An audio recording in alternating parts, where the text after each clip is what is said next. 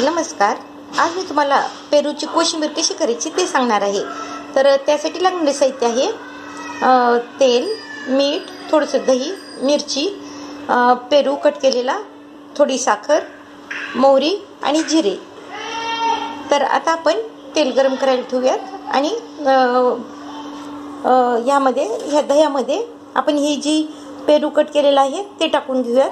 मीठ आणि साखर चवीनुसार त्यामध्ये मिक्स करून घेऊयात आणि आपण ह्यावर आता फोडणी टाकून घेऊयात. अशा प्रकारे दह्यामध्ये पेरू, मीठ आणि साखर हे मिक्स करून घेतलेलं आहे. आता आपण ह्यावर फोडणी टाकून घेऊयात. ह्यामध्ये मोहरी,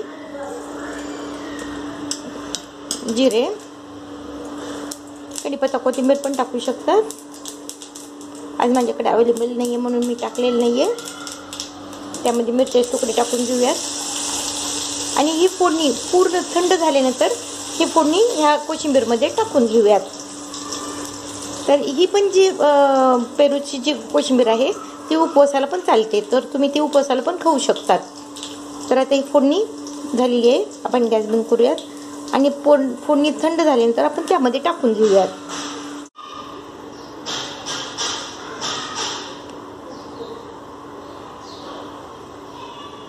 अशा प्रकारे झालेली आहे पेरूची कोशिंबीर. तर तुम्हाला जर हा व्हिडिओ आवडला असेल तर लाईक करा, शेअर करा, सबस्क्राईब करा आणि कमेंट्स करा. धन्यवाद.